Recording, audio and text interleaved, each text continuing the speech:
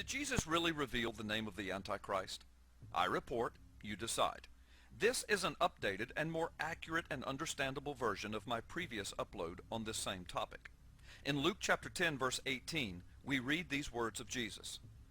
And he said unto them, I beheld Satan as lightning fall from heaven. These words are written in Greek and translated to English. However, Jesus probably spoke these words in Aramaic. Aramaic is a part of the Northwest Semitic group of languages, which also includes Hebrew.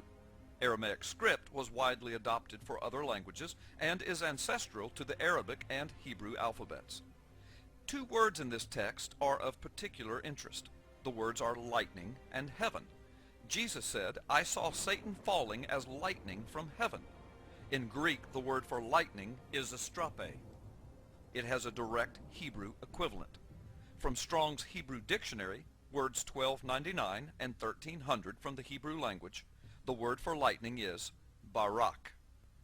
In the Greek text of Luke chapter 10, the word translated as heaven in Greek is uranos. It can mean the heaven of God, but it also carries with it the connotation of the heights, or a high place, or the domain of Satan himself. Evidence of this is found in the same book of Luke, in chapter 8, verse 5, when Jesus speaks of the gospel being attacked demonically. He uses these words, and the birds of the air devoured it. Here, the most accepted context by biblical scholars is that the birds are the demonic realm and the air is the realm of Satan, from on high, or the heights. The Greek word used here for air is uranos, evidence that this Greek word is not always used in the sense of the heaven of God, but it can be used for the heights or the high places or the domain of Satan himself. In Luke chapter 10 verse 18, this is the exact context of Jesus' words. I saw Satan falling like lightning from the heights or the high places, or from Satan's domain on high, or from the heavens or heaven. If Jesus' word, translated in the English text as heaven, was referring to the heaven of God, the Hebrew word would be shamayim. More than likely, though, according to the context of Luke 10 and Luke 8, Jesus was not referring to the shamayim of God, but rather the domain of Satan. Now consider this amazing fact. The book of Isaiah is the source of origin for the Christian concept of Satan or Lucifer. In Isaiah chapter 14, verses 12 through 19 especially. In Isaiah chapter 14, verse 14, we hear these words spoken by Satan himself. I will ascend above the heights of the clouds. I will be like the Most High. This matches the exact context of Jesus' words in Luke chapter 10.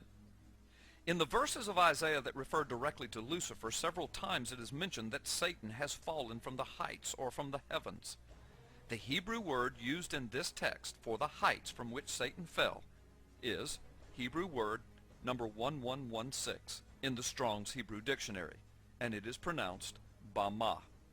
Bama is most commonly used to refer to a high sacred place, as well as to the heights of the heavens or clouds.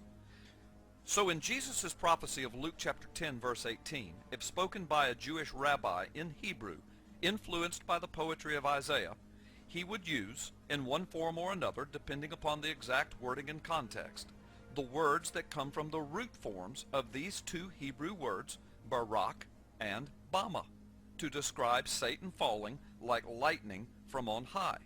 Hebrew for lightning is barak, and Hebrew for the heights or the high places is bama.